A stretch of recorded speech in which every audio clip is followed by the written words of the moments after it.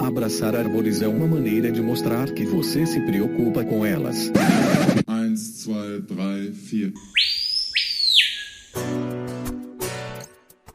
Parei, pensei, quase travei. Será se devo vir mais uma vez?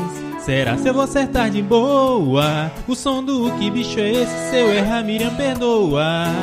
Não vou não. Olá, bem-vindas a mais um Que Bicho é Esse? Eu sou a Miriam Perilli e hoje nós vamos seguir com a parte 2 do episódio sobre o mico-leão dourado, o Leontopithecus rosalia.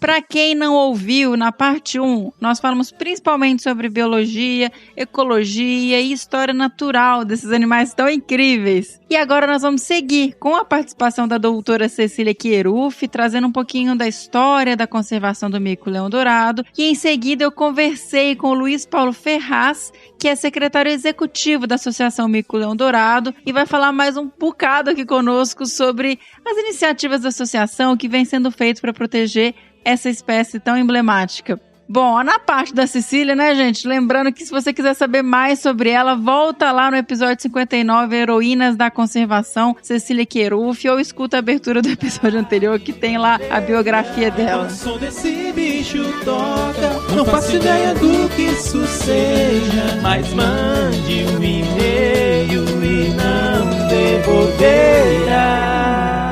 Cecília, eu comecei a fazer umas perguntas de genética, falar essa questão toda de diminuição populacional, mas eu queria trazer um pouquinho dessa história, porque a história do mico-leão dourado, ela se mistura muito com a história da primatologia brasileira e com o começo da biologia da conservação no país. Por isso que eu acho importante a gente trazer isso também. Como é que uma espécie conseguiu mobilizar tanto esforço, recurso, mentes, e a sua história se mistura um pouco com a história do mico-leão dourado também. Então, eu queria que a gente falasse um pouquinho mais sobre isso, como que tudo começou, assim, trazendo.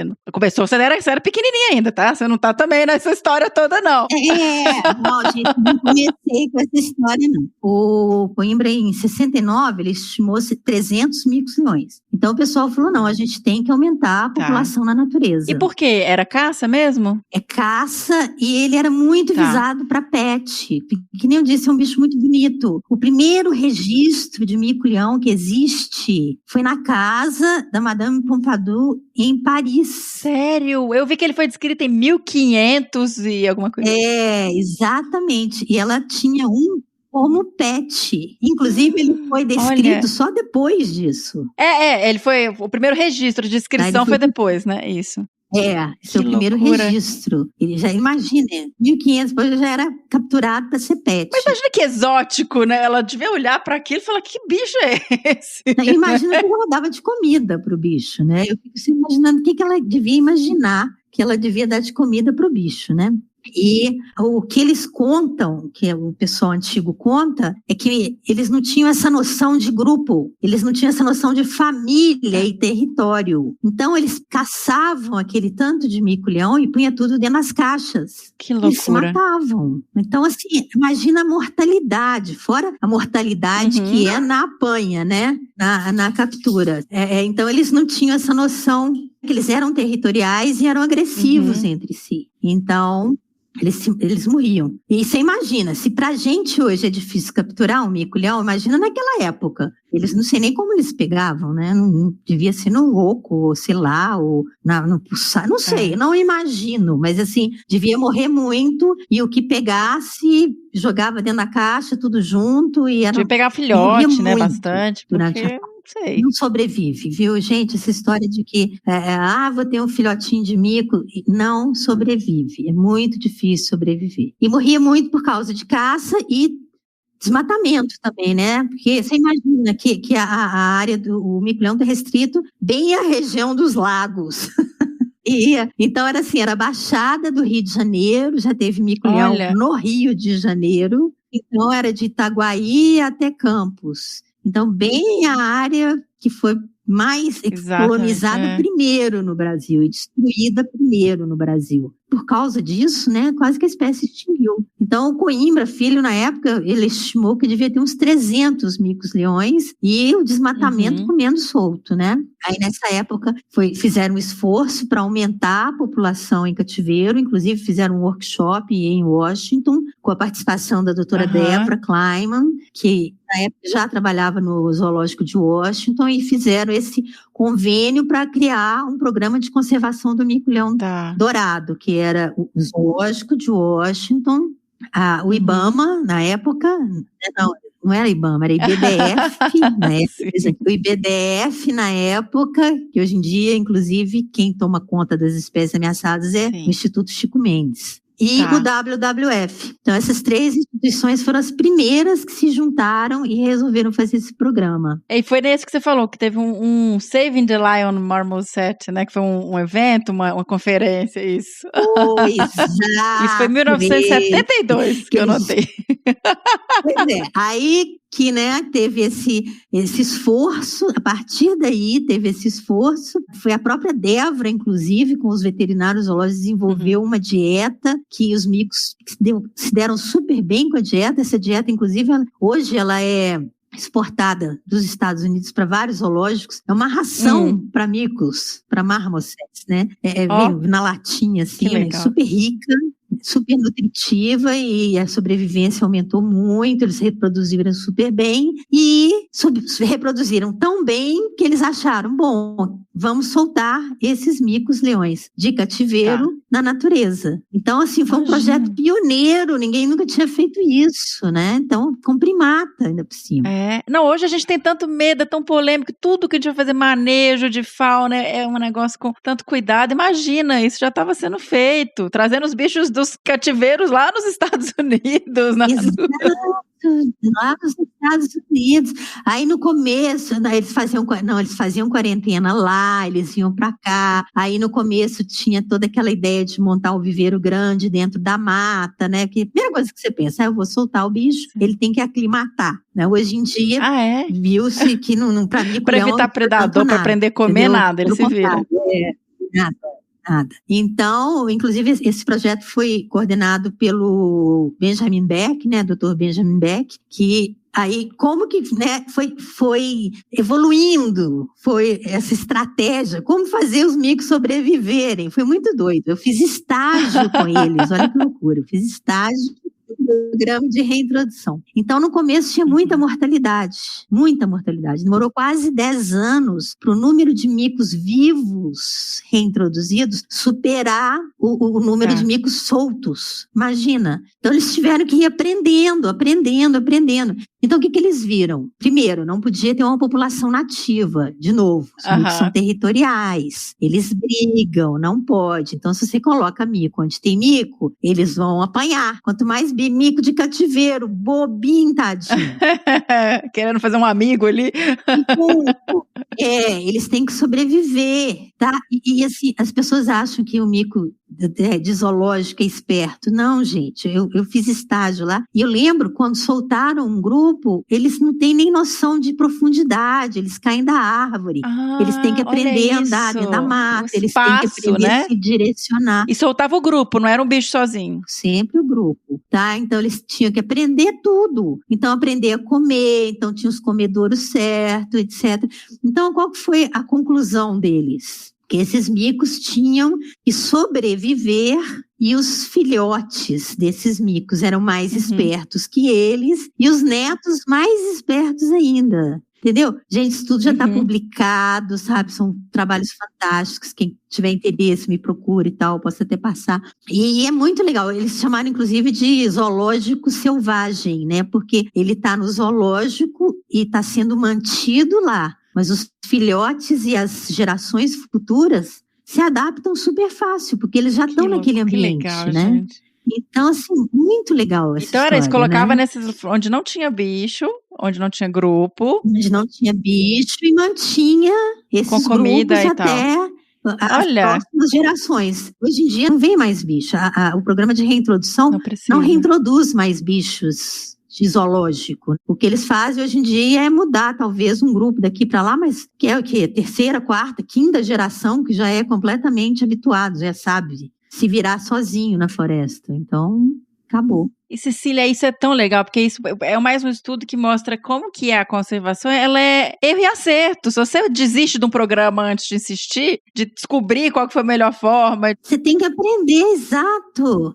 Agora são programas caros. O problema aqui no Brasil é isso, que, por exemplo, assim, a sorte é que teve o Zoológico de Washington, teve o WWF na época que financiou, abraçou a causa. Então, assim, porque no Brasil as pessoas, elas não têm dinheiro para fazer programas de longo prazo. Então, se fosse no Brasil, eu fico pensando assim, no 5º ano teria desistido. Tipo, tá morrendo muito bicho, não tá funcionando isso. Tá, no 5º ano já falou, não dá certo, gastamos muito dinheiro, o financiador está cobrando, o financiador quer resultado, entendeu? E não é assim, não é assim que funciona a conservação. Entendeu? A conservação, eu costumo brincar que são 10 passos para trás e um para frente. Tem que ser sempre alguém ali insistindo, como que não desiste. Mas é uma grande... Exato. Tá? Você tem que... É trabalho de formiguinha mesmo. Trabalho de formiguinha. E é maravilhoso quando dá certo, assim, né? É maravilhoso. Exato. E depois, o que aconteceu, né? Eu fiz meu mestrado, fui fazer estágio lá com os micos-leões e conversando com as pessoas assim, em volta da reserva de Poço das Antas, que era a única área protegida para a espécie, eles falavam, mas Cecília, tem tanto mico-leão aqui do lado de fora da reserva, tem tanto mico-leão não sei aonde, que eu falei, vou fazer um mestrado, vou procurar esses micos, né? Já que tem tanto, né? Como é que ninguém acha, né? Aí fiz meu mestrado e achei algumas populações, não era esse exagero que as pessoas falavam, mas tinham populações bem fragmentadas, pequenas. E então tem micos-leões fora da reserva biológica de Poço das Antas. Então, e eu achei esses grupos isolados. Então, era um grupo em cada fragmentinho. Pequenininho, assim, então era cabelo. Tá? Fragmentinho mesmo, com boi andando dentro. Horrível. Aí entra uma coisa que a gente pode falar que é muito maravilhoso, que é metapopulação. Exatamente. Se tivesse corredores entre esses fragmentos, talvez até desse para deixar esses micos, né? Mas não, eram fragmentos completamente isolados, no meio de pastos e de cachorros e de área urbana. Então, falei, não, vamos tirar esses micos daqui e vamos levar para uma área só. E aí foi meu doutorado, né? Foi essa loucura. E eu achei 12 grupos e consegui só 6. Eu consegui capturar 6. Uns 3 sumiram nesse período, a gente não sabe o que aconteceu. Tipo, a mata foi cortada, sei lá o que aconteceu. 50%. Mas conseguimos... levar 6. De novo, né? Assim, todo mundo fala assim, mico come banana. Porque a gente sempre pegou mico-leão com banana. E esse foi um dos maiores problemas que eu tive na minha tese de doutorado. Como pegar os micos, porque eles não comiam banana. Então a gente teve que inventar um sistema, né, que a gente punha um mico-leão lá dentro de uma gaiolinha, era um mico-leão de cativeiro, bonitinho, jovem, super bonitinho, era o Bates. E ele atraía os outros micos e a gente punha uma rede em volta dele e soltava o playback. Quando eles vinham para atacar o Bates, né, viam o Bates e vinham para atacar o Bates. Gente, o Bates, o nome dele já é Bates, ele devia sofrer demais, meu Deus do céu. Exato! Aí a gente cortava a linha, caía a rede e a gente pegava um mico-leão, punha rádio, esperava ele ir dormir com a família. Aí a gente esperava ele dormir num oco fácil de mexer, porque às vezes os ocos eram árvores lindas. Eu falava, não vou cortar essa árvore, né? Então eu esperava eles dormirem num oco bem podre, bem ruim, pegava a família toda e levava para a União. Então... Isso é coisa legal de trazer, porque a reserva de Poço das Antas foi criada por causa dos micos, né? E depois teve a União, que era uma que não tinha mico. Não tinha mico, e eu achei essa área durante o levantamento dos micos. Então, até isso foi interessante, por exemplo, a Fazenda Rio Vermelho, né? É outra área que eles soltaram micos reintroduzidos, que eu também achei durante o levantamento. Então, além das áreas com micos, eu achei várias áreas vazias, sem micos. Então, que hoje em dia a gente está povoando, né? O pessoal da associação está levando o mico para lá e tal. Então, Isso está dando super certo também. Cecília, que trabalho maravilhoso de achar essas áreas, de achar esses grupos, Exato, porque não é só achar os micos, é achar áreas sem micos para colocar micos, né? Isso para povoar, né? Repovoar. Para ter essa variabilidade genética. Tira os bichos que estão isolados e joga lá dentro do coisa. E a União, na época, era da rede ferroviária federal. E assim, quando a gente passa na BR, passava, né, porque já cortaram, era só eucalipto. Então ninguém dava valor para essa área. Aí eu não esqueço o dia que eu cheguei lá,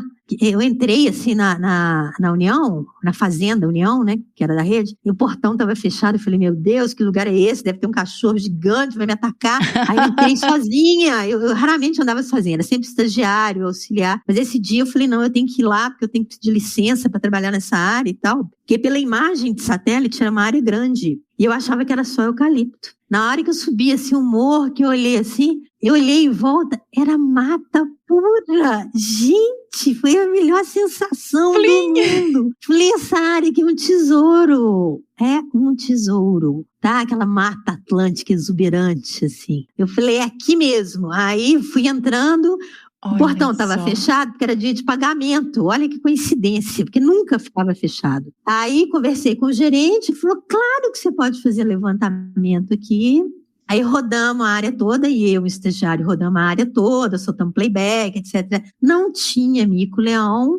Aí eu falei, gente, essa área é perfeita para repovoar. E dentro o pessoal falava assim, mas como é que você tem certeza que já teve mico-leão dourado aqui? Falei, gente, fica a 50 quilômetros de Poço das Antas. Tem uma pele de museu atrás da área, na margem do Rio Macaé, que fica atrás. Você está entendendo? É muito perto. Já foi conectado, né? Já foi. Exato, não tem como não ter tido mico-leão. Aí eu lembro que o Coimbra virou para mim e falou assim, na época, o Coimbra Filho, né? Ele era fã desse projeto.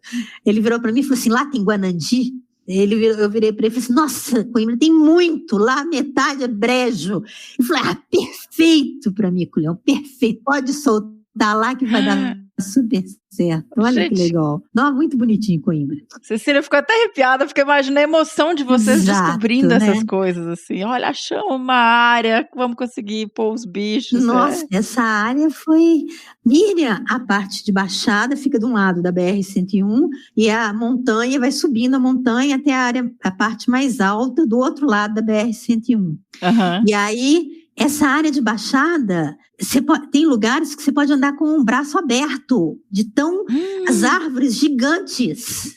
Parece que você está andando numa mata primária. Você está entendendo? Olha só. No Rio de Janeiro, uma área de baixada primária. Não, o lugar é maravilhoso, maravilhoso. Bom, aí depois que a gente colocou, né, aí os micos lá, um tempo depois virou reserva. É a Reserva União. Sim. E, nossa, ainda bem, porque a área é maravilhosa, assim, e hoje em dia essa área já quase que dobrou de tamanho, tá? O ICMBio foi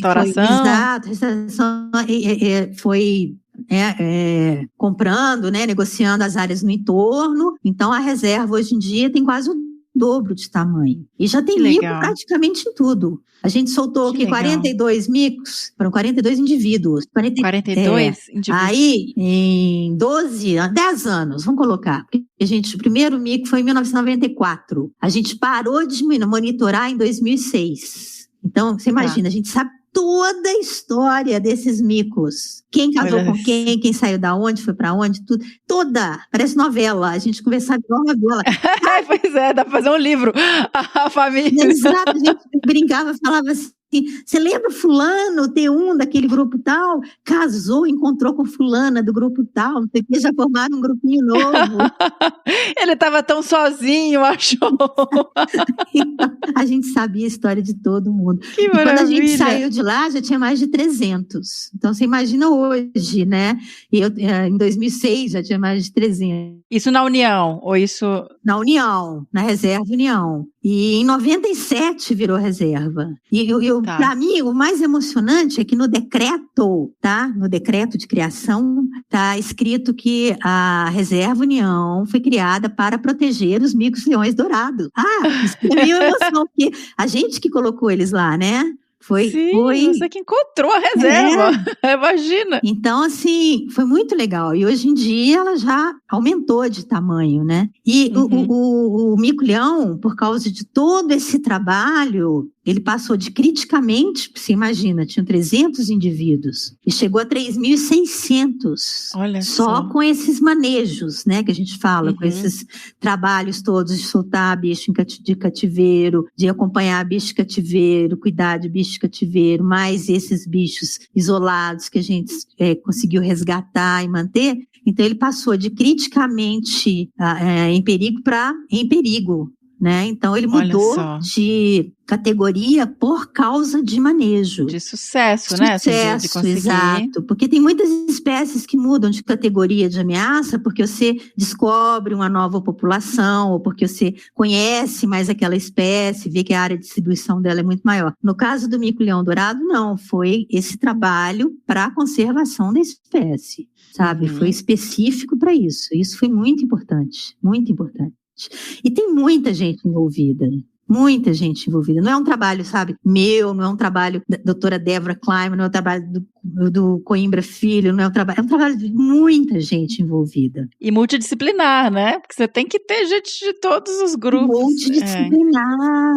Hoje em dia, inclusive, quem faz toda a parte de gestão do programa de conservação é a Associação Mico-Leão Dourado. E eles têm um programa grande de produção de mudas para reflorestamento. Então, para aumentar essas áreas de floresta, porque atualmente o problema maior é hábitat. A gente não tem mais tanto problema de cativeiro, que é tudo já controladinho. A gente já está com indivíduos, conhece bem a ecologia, sabe como é que é, já sabe como é que muda de lugar, como é que transfere um grupo para o outro. Então, assim, o problema agora é achar área. Sim, e aí você tem que plantar, né? Não tem como, não tem outra área. Não tem. O mico-leão, de novo, foi pioneiro, né? Porque foi a primeira espécie que ganhou um viaduto vegetado em cima da BR-101, que é uma coisa que a gente já viu, existe na Europa, já tem anos, e agora tem, porque o que acontece? A BR-101 foi duplicada e isolou populações. E ainda por cima colocam uma parede de concreto. Quer dizer, eu já tive notícia, inclusive, de mico-leão atropelado na BR-101. É um problema, realmente. Sim.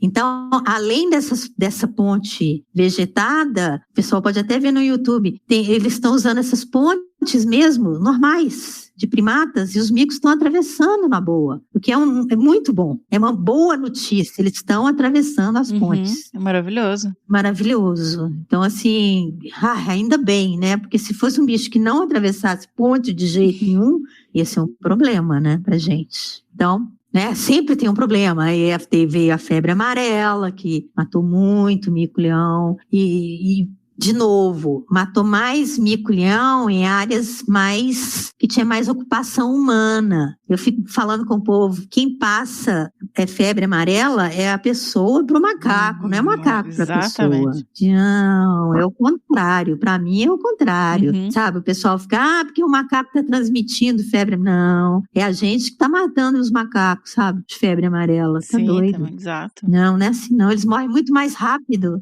Impressionante. E por causa da febre amarela, inclusive, teve uma pesquisa da Fiocruz e desenvolveram uma vacina para febre amarela e estão vacinando parte da população de micos-leões com essa vacina, que é experimental e tal. Mas espero que não precise testar, né? Aquela coisa, né? A gente só vai ter certeza se tiver outro surto de febre amarela, mas espero que não tenha, né? Mas eu fiquei na dúvida disso, porque eu vi que pro bugio eles estavam vacinando os bichos, mas aí eu queria saber se para os bichos na natureza mesmo, assim, os mico-leões, se eles têm essa... Eles desenvolveram a vacina para os micos-leões, porque assim, foi meio que um pânico quando descobriram a quantidade que tinha morrido. Não, vamos fazer, e foi uma experiência, desenvolvida pela Fiocruz mesmo. Então, bem interessante, lá no CPRJ, com a ajuda do Dr. Piscinati e tal, que também, se não fosse ele lá com os micos lá e aguentando, né? E aí, né, quando você pensa assim, tá tudo resolvido. Aí aparece a população de micos-leões da Bahia, em Niterói, né? Aí, e eu falei, eu não esqueço, quando em 2000 o Piscinati veio com essa notícia, tem mico-leão da Bahia, né, que é o Leontopithecus crisomelas, em Niterói. Já foi visto mais de uma vez. Aí foi aquela confusão, quem que era responsável por desenvolver o projeto, aquela coisa, até que a doutora Débora me convenceu a criar uma ONG só para fazer esse projeto. Aí eu criei o Instituto Primatas e foi a primeira coisa que o Instituto Primatas fez na vida, foi lá fazer o levantamento. Isso quando, Cecília? 2009. A gente fez um levantamento e achamos micos-leões da Bahia em Niterói. A sorte é que eles estavam ali na Serra da Tiririca, não tem mico-leão dourado lá, e assim, ainda tem uma certa distância da população nativa de mico-leão dourado, porque eles hibridam. Nossa. Tá? Eu tenho até fotos de híbridos. Gente, que pesadelo, meu Deus do céu. Bota pesadelo nisso. Assim, a gente tem foto de híbrido de uma ilha, que a pessoa soltou grupos das duas espécies. Olha, para mim são uns monstrinhos, né? Porque eles são pintados. Nossa. Eles têm as duas cores, eles são dourados e pretos, sabe? E não tem um padrão, assim, são esquisitíssimos. Mas onde que eles se encontraram? Onde que tem esse registro? Porque aí você falou que não tá, pra chegar nessa área... Numa ilha. Tá. Numa ilha, isolados, numa ilha no litoral do Rio. Estão lá. E esses lá de Niterói nunca se encontraram com os micos-leões nativos. Mas tem uma população a 50 quilômetros dali, pertinho. E é só a questão de tempo, eles irem pulando de fragmento em fragmento, né, até chegar lá. Gente, eu fico pensando assim, as fases, né? Primeiro você tem pouco, vamos colocar mais, vamos fazer um projeto gigantesco, reprodução em cativeiro, tararara. Vamos, colocamos. Agora a gente não tem área para os bichos, vamos plantar a área. As fases do projeto. Aí vem febre amarela e mata um bocado. Aí agora vem, não tem fim, né? Projeto de conservação, população endêmica, que é específica ali, que é uma população que é mais frágil, né? Que loucura. Mas o que vocês vão fazer com esses bichos? Pois é. Aí, na época, o Instituto Primatas, que eu criei. Fundadora aí. A gente fez um levantamento, eram 200. É muito já para um levantamento inicial. Débora Kleiman falou assim, é muito mico-leão para mandar para cativeiro, exatamente. Então vamos translocar para a Bahia, vamos levar de volta para a Bahia. Foi um programa de incremento da população achar uma área da na Bahia. Exatamente. Tivemos que achar uma área na Bahia, aí achamos uma área... Porque quando você transloca um bicho assim, você tem que fazer quarentena, fazer milhões de exames. Graças a Deus, a USP, com o Dr. Catão e o Laboratório de Veterinária da USP, fez todos os exames pra gente, junto com os parceiros ali, tudo de graça, porque senão não ia ser inviável esse projeto. E conseguimos que a Latam, hoje em dia é Latam, mas que a TAM levasse os micos para Porto Seguro, e de lá a gente soltou numa área da Veracel, uma área linda, maravilhosa, e fomos levando, e a TAM ajudou muito, muito, porque quando, você imagina, a gente fez um levantamento de 15 grupos, aí eu virei para a TAM e falei, mas tem mais, acabamos que levamos quase 50 grupos, entendeu? E não acabava.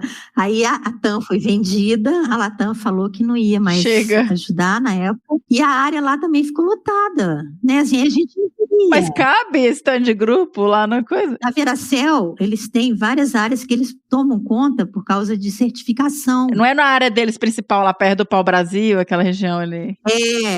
Não, para baixo, né? Porque a distribuição do mico é o Jequitinhonha, o mico baiano. Como é que chama aquela reserva? Una ali, né? Não, eles têm a Estação Veracruz. Para baixo. Tem Una, mas a gente soltou ali mais perto do Jequitinhonha. Tá. Porque é o limite da área de distribuição e longe da população principal. Nativa, porque você pode levar doença, essas coisas todas. Na época, a mesma coisa, me perguntaram, mas como é que você sabe que ali já teve mico-leão dourado, da cara dourada, né? Que é o mico-leão da Bahia. Eu falei assim, realmente, eu não juro, porque é um vazio na distribuição. Mas logo que a gente começou a soltar, o pessoal mais antigo reconheceu. Olha que legal, gente! Pessoal, nossa, tá de volta! Ai, que legal! Isso foi muito legal. Então, assim, a gente soltou e, no fim, soltamos 49 grupos lá na Bahia. E não acaba. Aí eu falei, e agora? Como é que eu vou fazer? Né? Então, assim, a gente fizemos uma reunião com todos os parceiros, né? O pessoal do ICMBio participou, o pessoal da Associação Mico-Leão participou, todo mundo sentou. O CIAI, na época, ajudava muito também, Conservation International. O Mittermeier veio, né? Ele também é fã desse projeto. Ele adora, ele acha assim uma coisa louca, né? Que é uma espécie ameaçada ameaçando outra espécie ameaçada. Ele acha isso assim surreal, né? Mas isso é uma loucura, porque você pensa que é uma espécie invasora porque tá fora do território dela, mas que no território dela ela é ameaçada. Exato, não é louco isso? Pois é. Aí resolvemos que a gente ia manter em cativeiro. Então, consegui dinheiro, isso tudo, eu escrevendo proposta, escrevendo a máquina de escrever proposta. E aí construímos vários recintos no CPRJ e atualmente vão todos para cativeiro. Cativeiro, as pessoas acham que tá jogando no zoológico bicho aleatório. O cativeiro, ele tem um papel importante genético, igual a gente falou agora do mico-leão dourado, de conservação. Tem que ser tudo muito bem manejado, muito bem controlado. E a gente manda esses grupos para zoológicos interessados em ter esses animais. Pessoas verem e tal, a gente até fala, tem que usar para educação ambiental, explicar o problema, etc. E estamos capturando. E essa captura começou em 2011 e até hoje. 12 anos pegando os bichos e 11... Não acabou. Ai, meu Deus. Aí... Que sina, hein, Cecília? Já capturamos mais de 1.000, né? Parte para Bahia, né? E parte está em cativeiro, parte está em zoológico, e estamos aí. Então, tem épocas que eu tenho que parar meio que para achar zoológico. Então, a ideia é essa. Então, eu estou entrando agora nessa nova fase do projeto, porque não acaba. Mas está conseguindo segurar, já diminuiu bastante e não chegou nos dourados. Muito. Não, é que eu falo, tem gente que critica, fala assim, não vai acabar nunca. Eu falo, gente, se eu não tivesse começado, já tinha chegado nos dourados. Já estava com problemão. Você não deshibrida, né? Acabou. Não, isso complica demais. Isso... É o fim de uma espécie. Se deixasse essa população de invasores expandir, eles iam chegar lá no dourado e não sei. Que bom que vocês acharam esses bichos, porque já tinham 200, gente, não era pouca coisa. E da onde que esses bichos vieram? Vocês têm essa... Depois a gente descobriu, foi um morador lá da região que soltou. Ele tinha no quintal da casa dele, tá? E ele mantinha esses casais, eram 3 casais. 2 de mico-leão da cara dourada e 1 mico-leão dourado. E aí... ele soltou.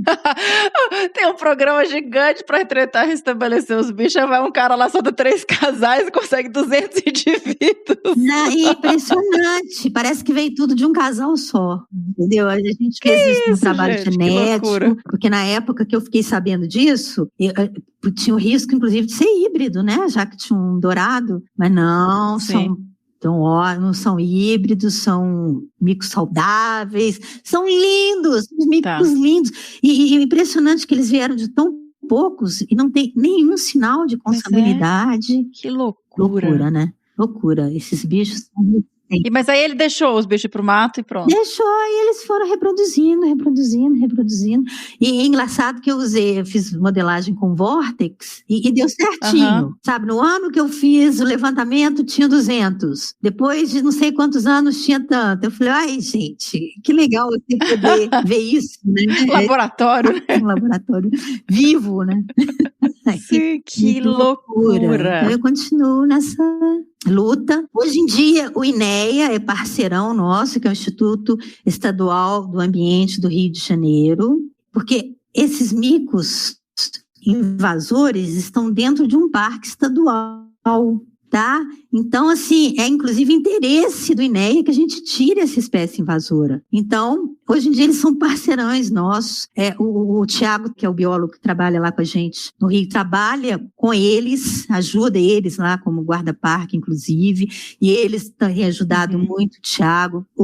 Eles, hoje em dia, estão dando alojamento. Nossa, assim, essa parceria também foi outra coisa, outra joia pra gente, tá? Porque demorou para acontecer, mas agora tá muito legal, tá? Porque assim, às vezes eu fico pensando assim, meu Deus, se eu morrer amanhã, o que acontece? Você tá entendendo? Às vezes eu fico pensando assim, quem que vai continuar? Mas hoje em dia tem gente que pode continuar, sabe? Até o próprio INEA já sabe como é que são as coisas, como é que acontece, eles já estão ajudando a gente até com material, tá bem legal. É um projeto muito importante para ser interrompido e ficar na minha mão, sabe? Não quero. Tem que dividir. Tá louco. Isso é muito maravilhoso também, dessa questão de formar mais gente. Inclusive, se for pensar, o Mico-Leão Dourado deve ter formado muito primatólogo, né? Exatamente, formou, sabe? Assim, eu acho, inclusive, podia ter formado mais, mas o campo era muito duro, era dureza. Sofrido. O nosso estagiário que aguentava oco a oco. Quanto tempo que você ficou fazendo oco a oco, Cecília? Fiquei curiosa agora. Nossa, eu fiquei uns 2 anos fazendo oco a oco. Nossa Senhora, todo mês. E o seu trabalho ele é maravilhoso, né? Sua tese, o Fernando estava até comentando comigo. Gente, eu finalmente transformei a minha tese em PDF e estou disposta a disponibilizar para quem quiser. Finalmente. Por favor. Eu não consigo parar para publicar, é um pecado isso, é um pecado. Entendeu? É um livro mesmo, né? É um livro, são mais de 300 páginas. Então, assim, eu sentei e eu fiz minha tese na época que não tinha PDF tão simples assim. Por exemplo, os mapas eu tive que fazer alguns à mão, né? Então, assim, loucura. Gente, imagem de satélite. Mas eu aposto que é muito mais bonito em termos de descrição, de relação, né? A imagem de satélite, eu fui lá em São José dos Campos, no INPE, comprei as imagens de satélite no papel e tive que interpretar, colorir cada fragmento. Arrumei uma estagiária para me ajudar, que colocou em cima do papel quadriculado e contou, tá? Cada hectare. Assim que foi feito. É impressionante. Então, quem quiser o PDF, escreva para Cecília que ela disponibiliza. Eu já tô falando que eu quero, tá? Realmente é um calhamaço, assim, ó. É um calhamaço, em inglês, viu, gente? Então, mas tem muita informação lá, muita informação. E realmente eu assumo que eu não consigo parar para publicar, não consigo. Porque quando o pessoal me critica muito que eu não publico, falo, gente, quando eu tenho tempo, que eu não sou rica, eu tenho que trabalhar, sabe? Eu faço consultoria, eu tenho que viver. Nunca ganhei um tostão. Aí você tá apagando fogo o tempo inteiro. Ah, meu Deus, bichos invadindo aqui, vamos correr lá. Ah, meu Deus, temos aqui, vamos lá. Nunca ganhei, imagina, desde 2009 eu trabalho com esses micos em Niterói, nunca ganhei um tostão desse projeto, eu sempre fui voluntária. Mas como? Nunca.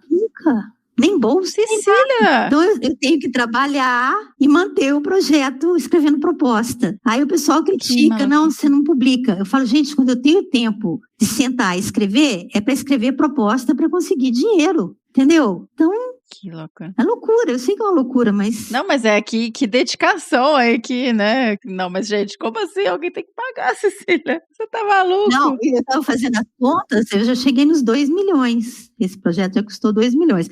Aí o pessoal falou, nossa, é muito! Eu falo, não, se você for dividir pelos anos que a gente tem, sim, não é muito, sabe? E no começo, eu tinha uma equipe de 6, 7 pessoas que eu pagava salário, carteira assinada para todos, que ia mais caro, encargo trabalhista para todo mundo, entendeu? Então, assim, se você for ver, não é muito.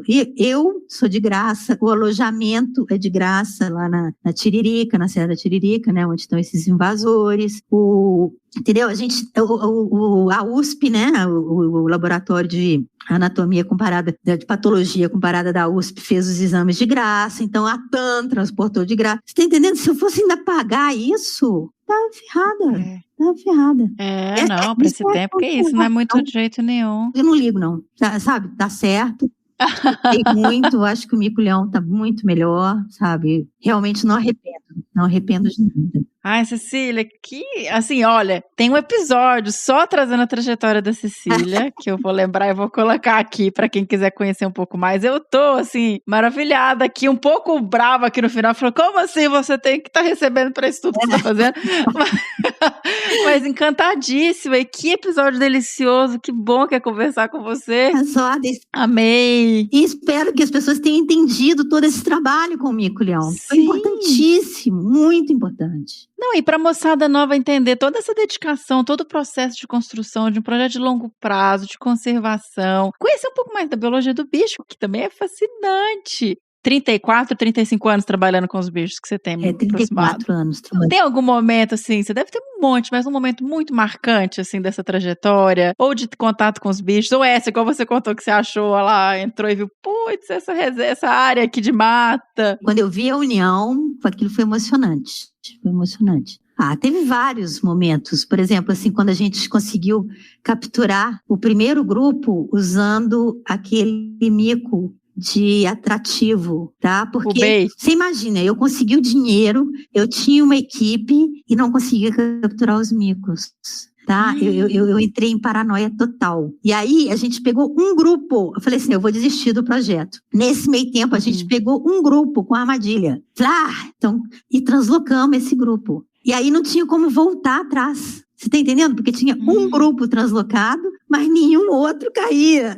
Senão é tipo, por quê? Você jogou só um grupo ali, né? Exato, então eu não podia parar o projeto porque tinha um grupo, né? E não conseguia capturar. Nossa, no dia que nós pegamos, e era dureza, viu? Porque assim, para pegar um grupo no oco, eu trabalhava, geralmente era eu e um assistente de campo, ficava a noite inteira trabalhando, a noite inteira, porque a gente tinha que proteger a árvore do oco. Geralmente eram lugares que não dava para chegar muita gente, tinha que pegar barco, ir de barco. Então, assim, era muito difícil, tá? Então, a primeira vez que a gente conseguiu translocar um grupo desse jeito, nossa, eu fiquei 3 noites sem dormir, né? Porque a primeira noite de captura, a segunda noite tatuando e medindo os bichos, e a terceira noite eu já estava assim, né? Ligadésima, como é que eu tinha conseguido, então... Mas imagina a comemoração de ter conseguido descobrir um método para fazer isso, né? Então... Foi uma coisa... Que maravilha, gente. Fantástica. Ai, que história bonita, que legal. E tá vendo? E tudo porque a gente conhecia a ecologia do bicho, então a gente sabia qual a vocalização certa usar, que ele era territorial e que os outros iam vir para, né, quando visse um indivíduo no território, alguém ia chegar dentro daquele espaço. Então, assim, tudo em cima do conhecimento sobre a ecologia do bicho, né? Isso é que é mais legal. Então, foi tudo certinho. Então, a cronologia da história do mico foi bem planejada, sem querer, né? Foi bem planejada, bem interessante. É isso, né? Tem todas as fases de um projeto. Assim, é maravilhoso. Cecília, muito obrigada por ficar esse tempo conversando. Eu que agradeço. E sempre que precisar, estou aqui. Falar de mico-leão. Pode deixar que a gente já teve umas ideias aqui que a gente não vai contar, mas vamos voltar. Ai, meu Deus do céu. Tô virando figurinha carimbada aqui. Maravilhoso. Que figurinha boa. Ai, gente. Querida, muitíssimo obrigada. E até em breve, né? Joia.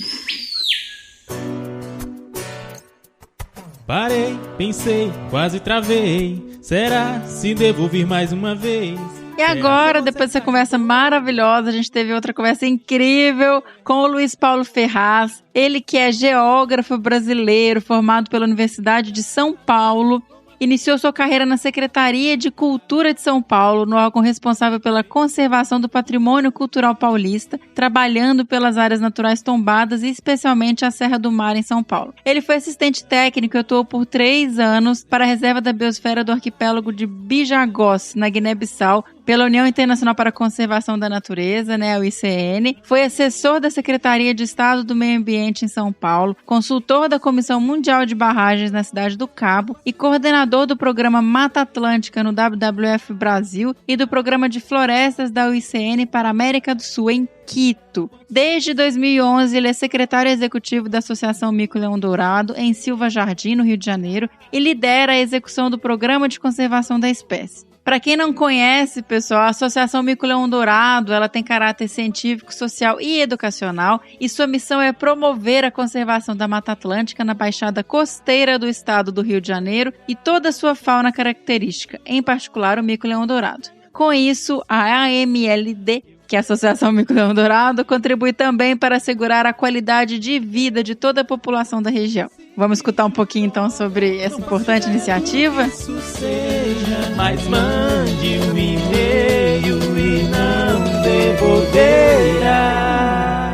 Olá, Luiz Paulo, seja muito bem-vindo ao Que Bicho é Esse? É um prazer enorme recebê-lo aqui para contar um pouco para a gente sobre a Associação Mico-Leão-Dourado. Muito feliz de estar aqui com vocês também, para a gente, enfim, compartilhar um pouco essa história, a situação dos micos hoje, e esse projeto que tem tanto tempo, compartilhando, a gente ajuda muito a pensar a conservação da biodiversidade, né? Então, vamos ver se a gente, nesse tempinho aí, consegue trocar o máximo possível aí de ideias. Inclusive, né, muito tempo mesmo, né, Luiz Paulo? Comemoraram ano passado, teve festa, 30 anos de projeto. Olha que beleza, um projeto de longo prazo para a conservação de uma espécie. É muito interessante isso, sabe? Porque, assim, 30 anos... Foi em 1992 que a associação foi criada, logo depois da Conferência Rio 92, que teve aqui no Brasil, que trouxe tantos chefes de Estado e que mudou muito, impulsionou muito a conservação da natureza no Brasil. Só que esse trabalho ele começa bem antes, desde os primeiros estudos do Coimbra Filho, que é o grande primatologista brasileiro, e na década de 80 já com muitas iniciativas de projetos, de trabalhos, de pesquisa ou iniciativas de educação ambiental,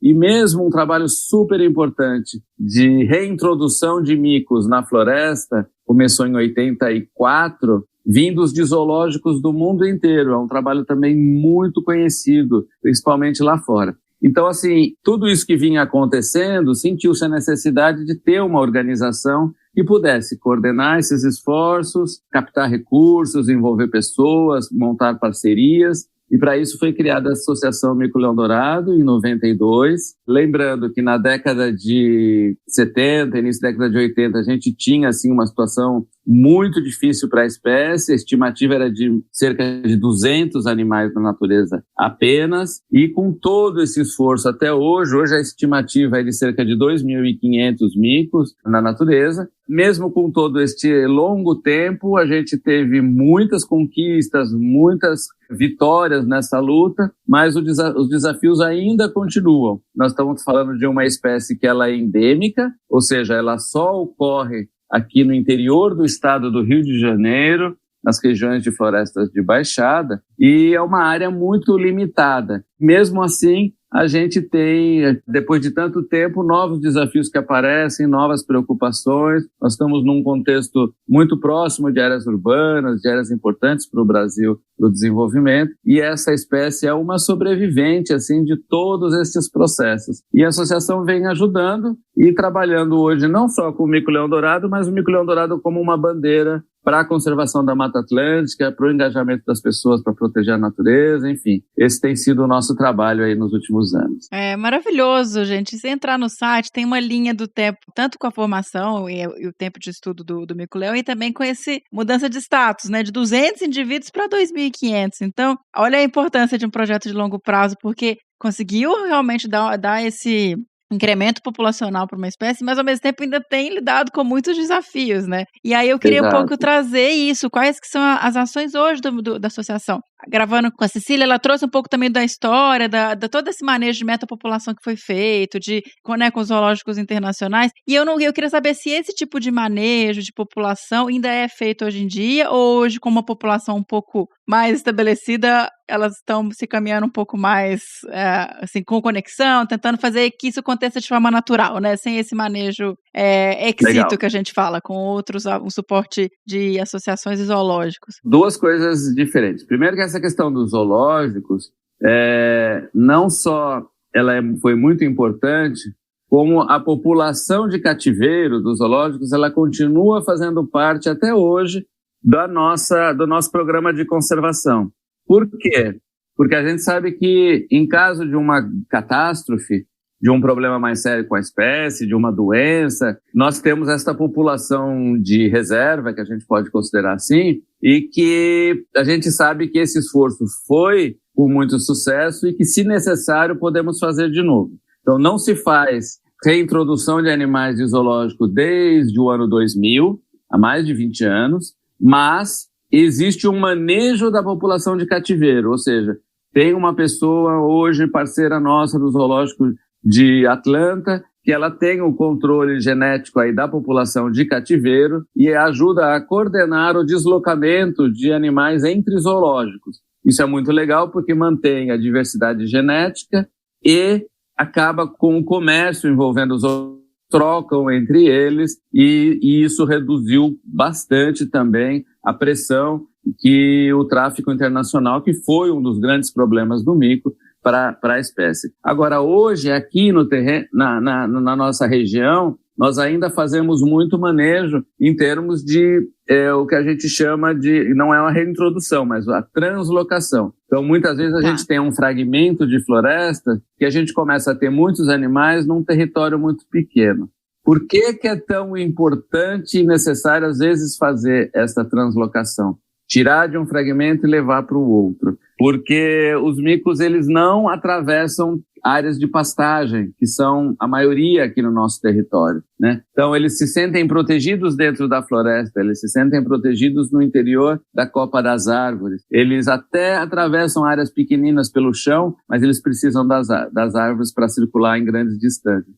E ela é uma espécie territorialista, e os bichos vivem, cada família precisa de mais ou menos 50 hectares de floresta para viver. Por isso, quando um jovem precisa arrumar uma namorada, criar uma nova família, ele tem que sair do grupo e procurar uma jovem de um outro grupo. E é isso que dá essa diversidade genética. Então, às vezes, a gente precisa tirar de um lugar e levar para o outro, porque o território começa a ficar muito saturado e aí eles vão começar a ter reprodução dentro da mesma família, o que é um desastre para a conservação. Então, esse manejo ainda é feito. Portanto, só para concluir, o nosso objetivo para salvar a espécie do risco de extinção é conseguir consolidar uma população viável, ou seja, uma população de pelo menos 2.000 micos, vivendo em pelo menos 25.000 hectares de florestas protegidas e conectadas. Ou seja, a gente precisa de um território grande, com florestas integradas, conectadas, e uma população de pelo menos 2.000 micos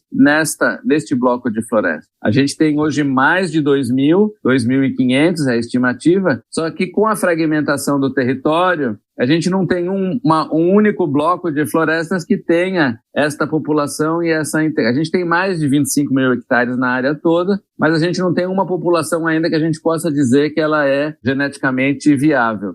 Por isso, esse nosso esforço muito grande de trabalhar com a conexão dos fragmentos, com a restauração de florestas, com a facilitação para que a gente não precise fazer o manejo, para que os bichos mesmo circulem na paisagem. Exato. Isso é muito interessante desses programas, né? Porque é uma coisa de cada vez. Então, ok, a gente conseguiu aumentar a população, mas agora a gente precisa que eles comecem a se virar e andar sozinhos no território. E Exatamente. aí, eu estava inclusive olhando no site e já tem umas imagens bem bonitas, assim, de antes e depois de restauração. Eu queria que você trouxesse um pouquinho, porque é uma restauração que é para essa conexão, para esses corredores, mas que é super interessante, porque é com envolvimento também da comunidade para viveiros, né? Então, conta como é que tem sido feita essa iniciativa de restauração. A gente faz a restauração florestal basicamente com 2 objetivos. O primeiro é para ampliar o habitat, que é essa mata de baixada, que é o território dos micos. Hoje existe somente 2% do território original, onde se desenvolveram as cidades, o próprio Rio de Janeiro, enfim. Está no histórico de colonização, né? É um negócio que... Exato.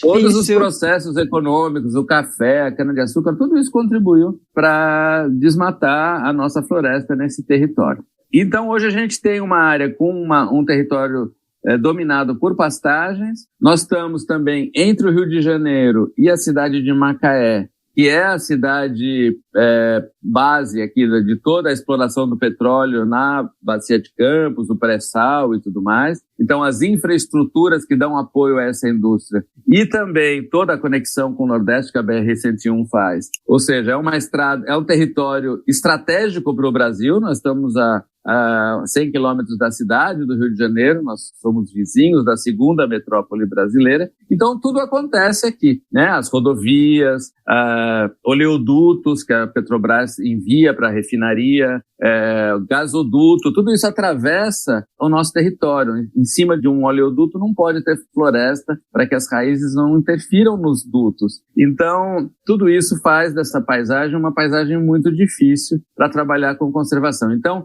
a conexão desta paisagem é fundamental e enfrenta esses vários desafios. Nós temos 2 reservas biológicas e a maior parte do território são propriedades privadas. Então, conhecer e conversar com quem mora, envolver as pessoas, os proprietários rurais, os agricultores e tal, é fundamental. E isso também facilita muito o fato da associação ter tanto tempo de trabalho, porque as pessoas conhecem a gente, conhecem os funcionários, são pessoas que nasceram aqui na região. Tudo isso é muito importante, né? Às vezes, a gente tem um projeto de 2 anos para fazer uma ação com um patrocínio, só que termina esses 2 anos, o projeto acaba, se nada continua, você gera frustração e não consolida relações de confiança, que são muito importantes.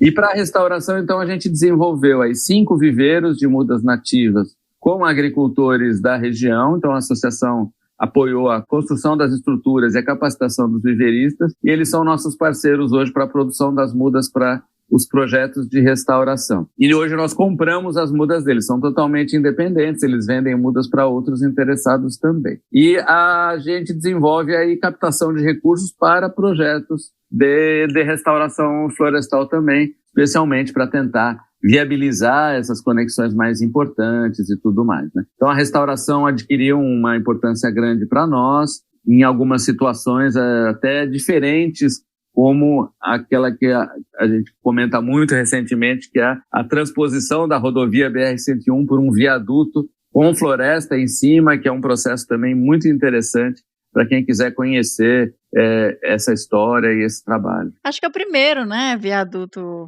florestado feito com o objetivo de conservação e tal. Não? A gente tem um outro na rodovia dos Tamoios, em São Paulo. Ele é numa escala um pouco menor. A última vez que eu tinha visto, ele não estava ainda operacional. Tem um para uma ferrovia no Nordeste, me parece, mas em rodovia federal, com este porte, com este objetivo muito claro de apoiar uma espécie ameaçada de extinção, porque ali, tão importante ou mais importante do que o problema de atropelamento, que é um problema bem sério, tem essa questão que eu venho falando da diversidade genética, a duplicação de uma rodovia que iria isolar uma reserva biológica. Os bichos já não iriam mais atravessar de um lado ao outro. Barreira total, né? Uma barreira total. Então, nós lutamos muito para conseguir esse viaduto. O ICMBio fez todo o trabalho de licenciamento. A concessionária Autopista Fluminense fez a obra. Teve um processo judicial que o Ministério Público Federal teve um papel super importante. E hoje, esse trecho da rodovia que atravessa boa parte da área do Bico-Leão Dourado, a gente chama ele de um dos trechos mais importantes, o mais importante em termos de complexidade de passagens de fauna. E é um assunto que vocês já devem ter tratado aqui, é um assunto seríssimo no Brasil, atropelamento e problemas com as rodovias, né? Para nós, enfim, como eu falei, nós estamos numa área importante, estratégica, era muito importante mesmo duplicar a rodovia, mas para executar estas obras, olha, foi uma luta de muitos anos, pelo menos 6 anos, com campanha, processo judicial e discussões técnicas e tudo mais, mas finalmente deu certo. E convido aí os ouvintes a virem conhecer, a passear por aqui, porque tem toda essa complexidade aí. Para quem gosta dos problemas da natureza, é muito interessante conhecer. Isso que é legal, né? Porque, igual você falou, é uma área de desenvolvimento, mas então vamos pensar em solução e funcionar. E aí, vocês já têm, não sei no caso do viaduto, mas essas áreas de corredores, porque já tem corredores antigos que já estão bem altos, né? Vocês já têm os bichos rodando, já tem os registros desses animais utilizando essas áreas? Sim, tem todo o monitoramento que se faz. Neste exato momento, a gente está processando os dados para um novo recenseamento da população, que nós fizemos o ano passado, percorrendo toda a área de ocorrência, que é bastante grande, e agora a gente deve ter aí os novos dados do recenseamento, nos próximos meses nós vamos lançar. publicamente. E sim, eles precisam, tendo a floresta, eles atravessam e a gente consegue constatar aí a ocupação dele do outro território, eu acho, especialmente porque ele se sente bem, ele se sente protegido e vai embora. Então, isso é constatado, é um fato, que a pastagem também é uma barreira para o movimento da espécie no território. Perfeito. Isso é muito legal, Miriam, porque além da gente estar ajudando uma espécie, a gente está aí contribuindo para a melhoria da qualidade da água, para a questão do clima, enfim, e para outras espécies também que se aproveitam.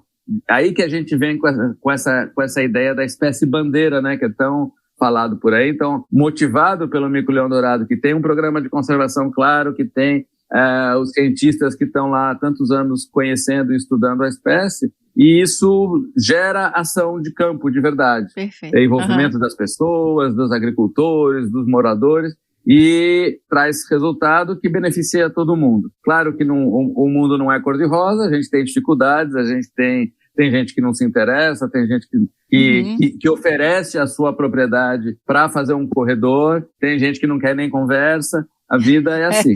E é nessa que a gente vai trabalhar. E esse é outro desafio também de projeto, de programas de conservação, né? Porque você tem que estar o tempo inteiro fazendo isso, relacionando com pessoas, conversando, criando propostas, né? Recebendo não, mas não desistindo, correndo atrás. É um trabalho mesmo que tem muita parte de fazer rede mesmo, de construir pontes. Exato. Né? E nem tudo está sob seu controle, né? Às vezes, sei lá, nós tivemos recentemente aqui a instalação de um frigorífico na região, que estimula, de uma certa forma, as pastagens, a pecuária. Nós tivemos recentemente, diante dessa tragédia, que foram os últimos 4 anos, para quem gosta da natureza, para quem trabalha para a natureza, que são clubes de tiro e de caça na nossa região, abertamente na frente da rodovia. Você vê, puxa vida, nós estamos numa área especial, importante para a biodiversidade do mundo, e com um clube de caça com as portas abertas na frente de todos. Então, nós lidamos permanentemente com desafios diferentes, conflitos sociais e conflitos ambientais novos e velhos, que a gente tem que lidar com eles.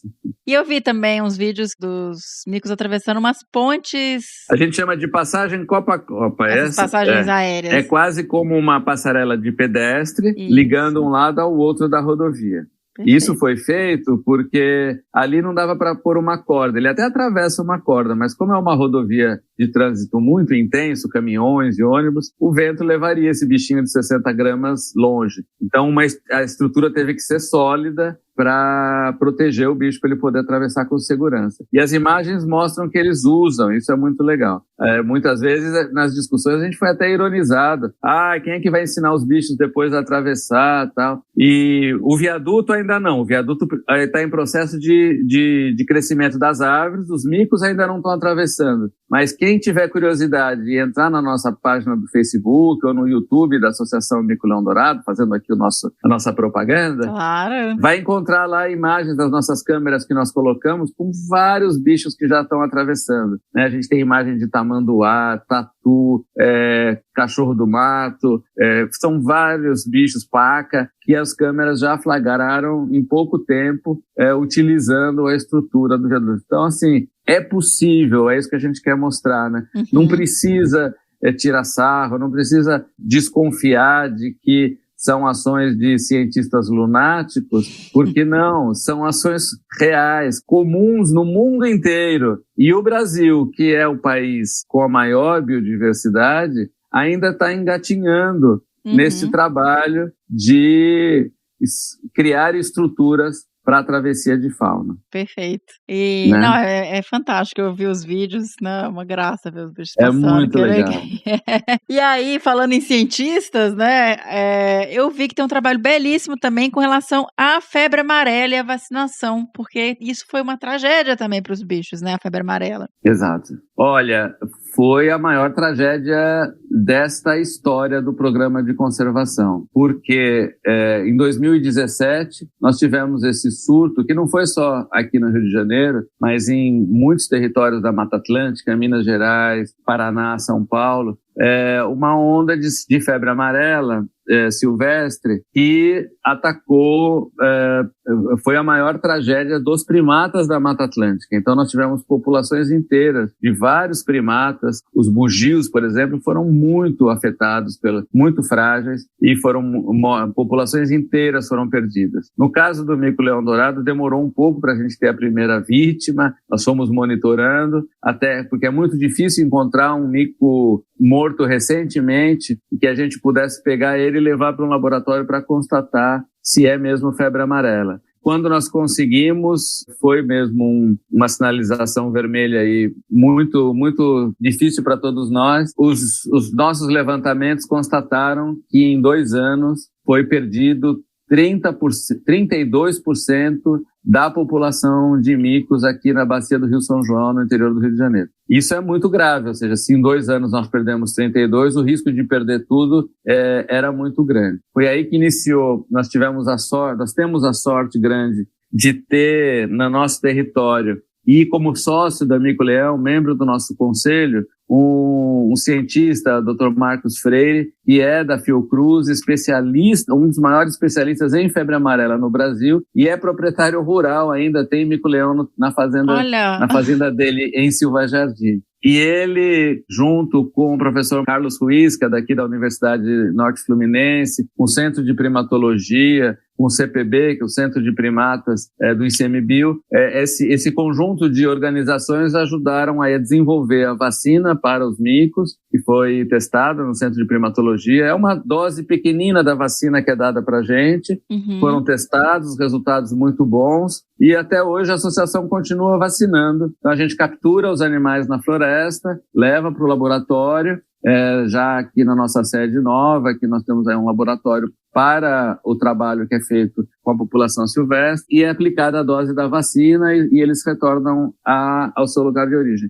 Então, até hoje foram vacinados 320 animais já, e vamos continuar vacinando e aguardando aí todas as sinalizações que nós temos de resultado positivo. Esse surto deu uma baixada, não evidentemente por conta da vacina, mas esperamos que a vacina contribua para fortalecer pelo menos essa geração, e que isso seja replicado para outras espécies. Já no sul também estão começando com o bugio, e vamos ver se a gente consegue aí conter realmente essa ameaça. Isso é uma sinalização para nós, Miriam, muito importante do quão vulnerável é o trabalho de conservação no caso de uma espécie com uma população pequena, num território limitado. Ou seja, de repente, mesmo com mais de 30 anos de trabalho, uma situação nova pode levar a um retrocesso. Antes da crise da febre amarela, essa população tinha alcançado 3.700 e poucos animais. Então, pela primeira vez na nossa história, a nossa curva foi negativa, né? Desde aqueles 200 iniciais, agora a gente tem esta situação de perda de animais na floresta. Então, nós corremos o risco de ter que recomeçar a fazer trabalho de reintrodução, de mandar avião com micos de zoológico. Seria um horror, seria muito duro. A gente sabe que é possível, que já fizemos uma vez, podemos fazer outra, mas seria um retrocesso enorme. Felizmente, as primeiras informações que a gente tem do novo censo parecem indicar uma recuperação boa, e vamos aguardar aí para ver esses dados novos que vão sair daqui a pouco. Nossa, que bom, porque é tão complicado isso mesmo, população pequena, um efeito aleatório, não planejado, pode causar um impacto. E é isso, né? Não dá para parar, é um projeto realmente que precisa seguir e precisa continuar recebendo recurso e tudo mais para manter esse trabalho. Às vezes um desequilíbrio ecológico para uma população pequena com o crescimento do número de predadores, a ação humana, que nós somos as principais ameaças à biodiversidade, né? A ação humana para alguma atividade, o uso de agrotóxicos, são vários os motivos que podem levar aí a essa situação. No nosso caso, foi uma crise de febre amarela, que além de tudo afetou as pessoas. Então tivemos mortes de pessoas na região e tivemos pessoas ignorantes também matando os micos, achando que os animais eram transmissores. Então a ignorância também mata, né? É complicado, né? A gente está num período difícil de acreditar na ciência, né? De ter um pouco mais de... E aí até trazendo um pouco essa parte, que é um pouco da comunicação, né? Desse nosso papel é de comunicar e de trazer aí a parte mais científica da história. Eu vi que vocês têm um projeto também de longo prazo de educação ambiental. Imagina, 30 anos, eu não sei quanto tempo tem, mas vocês já têm crianças que cresceram e hoje já são porta-vozes, provavelmente, do projeto. Exato. Outro dia a gente recebeu aqui a visita do secretário de Meio Ambiente de Casimiro de Abreu, que é um dos municípios onde nós trabalhamos, e ele conta que quando ele estava na escola, ele foi visitar Poço das Antas e conhecer o projeto, né? Então, são situações que hoje nós temos até funcionários se aposentando, que suas famílias cresceram com recursos do seu salário, do trabalho das pessoas na conservação da natureza, tem impactos das mais diversas formas, diretos ou indiretos, na vida das pessoas. E mesmo assim, a gente sabe que precisa ampliar esses impactos, a gente precisa... Esses últimos anos tristes da história do Brasil mostram também que a natureza, a ciência, a biodiversidade foram tão atacadas e tão negligenciadas por um governo de extrema ignorância, além de extrema direita, mas que tinha a natureza como alvo. Exato. Uhum. A gente ouvia a gente falando para que serve o mico-leão dourado, a gente na televisão, como que isso fosse uma coisa normal, uma brincadeira normal. A gente viu o quanto esse estímulo à caça afetou projetos de conservação, né? Para as nossas equipes que fazem os monitoramentos no campo, cruzam com gente armada que está lá caçando, né? Então isso é normal, não pode ser normal. Não, né? Nós temos que a gente não pode se acostumar com essa barbaridade, porque a caça tem que continuar sendo crime numa situação dessa. Então, nós retrocedemos muito e precisamos, por isso que é tão importante esse tipo de trabalho de comunicação que vocês fazem, ampliar o alcance do nosso trabalho, do nosso discurso, da nossa capacidade de sensibilização das pessoas para mudar de lado mesmo, para trabalhar, para proteger o que resta, porque o que resta já é muito pouco. Nós aqui da nossa parte agora abrimos um parque ecológico, se me permite falar um pouco. Era aí que eu queria chegar. Que ótimo. Vamos lá. Porque assim, a gente quer, sabe, mas ampliar o nosso impacto para além de nós mesmos, ou seja, daquelas pessoas que já conhecem, trabalham e ajudam a proteção. Os biólogos, os geógrafos, os comunicadores ambientais, nós precisamos alcançar o maior número de pessoas possível, porque nós estamos perdendo essa batalha da comunicação para a conservação, né? Então precisamos reverter esse quadro. Então, o parque é uma oportunidade que a gente quer dar de as pessoas conhecerem melhor essa história pessoalmente, né? A gente sabe que um trabalho como esse num podcast é super importante, mas se a pessoa consegue ir na mata e ver uma família de mico-leões dourados, isso pode mudar a vida de uma pessoa, porque é tão espetacular, é tão emocionante, é tão bonito você estar ali, que não tem como o cidadão mais frio e pessimista do mundo não se tocar com uma cena daquela,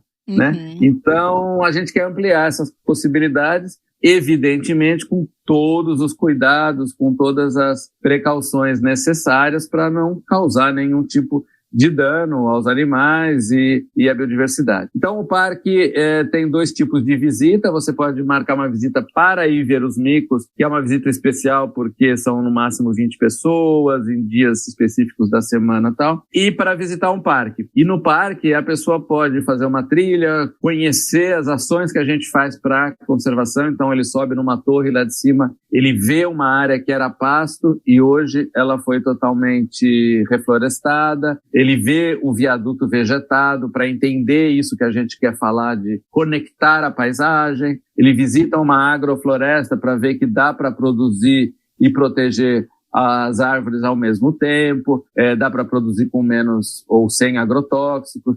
Então, assim, a gente quer fazer da visita uma experiência agradável, divertida, o lugar é super bonito, tem uma exposição que aí conta toda a história do projeto e tudo mais. O parque é novo, abriu ano passado. Quem quiser conhecer melhor, entra na nossa página da Associação Mico Leão Dourado, tem lá uma aba sobre o parque, a reserva é pela internet, e a gente vai ficar muito feliz de receber as pessoas para conhecer de perto, para ver de perto essa história. Aproveito para convidar você também. Eu tô aqui louca já para ir. Da próxima vez a gente faz um podcast ao vivo lá. Exato. Sabe por quê? Eu sei, assim, é isso, né, Luiz? Você sensibiliza a pessoa quando ela conhece, quando ela vivencia aquilo, ela tem muito mais cuidado, muito mais respeito, muito mais apego. Claro. E a gente tem muito isso para pássaros, para aves, com birdwatching, com coisas assim. Por que não tem isso com as espécies também, tipo primatas, mamíferos, que você tem a oportunidade de ir na natureza e ver o bicho em vida livre, sem ser um pet, sem ser nada disso, ali solto. Exatamente. Com seu comportamento natural. Isso é maravilhoso. Dar a oportunidade para as pessoas gostarem da floresta. Exato. Porque a maioria acha que é tudo mato cheio de mosquito. A maioria não, uma grande quantidade de pessoas que não conseguem olhar um pouco além, né? E ver que a biodiversidade é uma coisa espetacular, né? Que dentro de uma bromélia tem um mundo ali dentro. Que a vida é muito maior e pode ser muito, muito mais divertida. Você pode aprender se divertindo, fazendo uma caminhada que faz bem para a saúde e tal. Agora, próxima semana, a gente vai ter um passeio de bicicleta. Hoje eu fiquei sabendo que em 3 horas preencheram todas as 100 vagas. Que legal! Então, é uma coisa incrível, assim, as pessoas querem, né? Então a gente está tentando criar essas oportunidades e aproveitando. E aí, mais uma vez, uma espécie bandeira. Tem gente que vai lá e nem vai ver o mico, mas a gente quer criar tantas oportunidades para ele entender o trabalho e tal, que ele não vai sair chateado de não ver o mico, mas vai ter um dia agradável, vai fazer um lanche, vai ver vai caminhar, vai ver uma vista bonita. Isso faz bem para todo mundo, né? Perfeito. E acho que a gente quer dar a nossa contribuição para, enfim, um processo que é de educação ambiental, de ecoturismo, que nos ajuda também com a receita dessa visita a manter o projeto, né? Menos Hoje a gente é muito dependente de doações internacionais, então a gente precisa,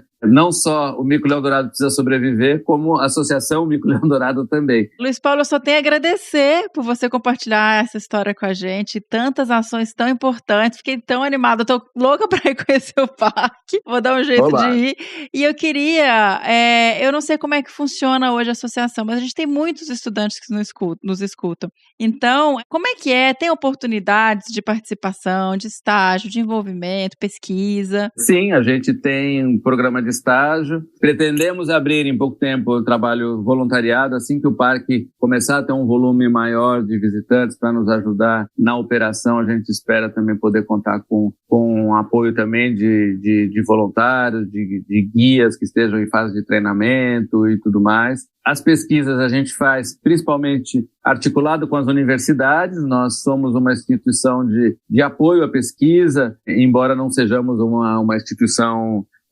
propriamente de pesquisa. Então a gente trabalha com a ciência, ajudando a produzir conhecimento, mas nós não temos uma equipe de cientistas como funcionários. Nós temos equipe de campo, temos cientistas no nosso conselho e tudo mais, mas a gente sempre trabalha aí em parceria. Então, pesquisadores que tenham temas interessantes, correlatos, que queiram trabalhar com a gente são sempre muito bem-vindos. Tem vários tipos de trabalho que a associação apoia também.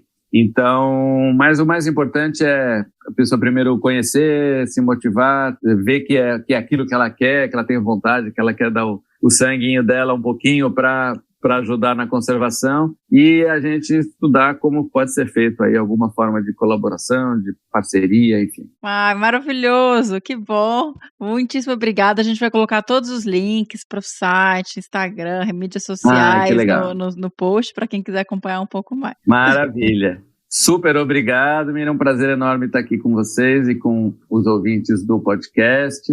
E vou continuar ouvindo, esperando que vocês tenham muito sucesso, porque a nossa tarefa é muito árdua de levar conhecimento, de estimular as pessoas a trabalhar na área ou a gostar da natureza e dar a sua contribuição da forma que puder, porque a batalha é grande e vale a pena. Vale a pena porque esse país é muito rico, a gente passou por um momento muito duro e já viramos esta página de uma certa forma, e mesmo assim o desafio é enorme. Então vamos juntos e super, super obrigado. Bom, sem mais, só agradecer. Obrigada.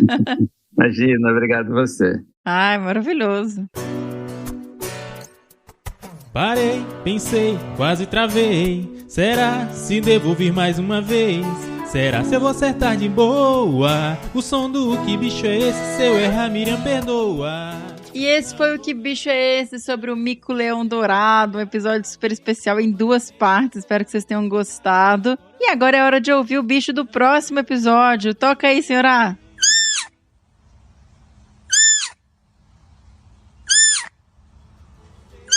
Lembrando que se você souber ou desconfiar que bicho é esse que a gente acabou de tocar o som, mande sua resposta para bicho@desabrace.com.br. Mas manda mesmo, viu, gente? Tô com saudade, tô recebendo e-mail nenhum, o que tá acontecendo? Nos siga nas redes sociais, no Facebook em Desabraçando Árvores Podcast, no Instagram @desabrace, no Twitter também @desabrace. Siga os nossos podcasts no Spotify, na Amazon, no Orelo, na Apple Podcasts, no Google Podcasts, no Castbox, no Deezer.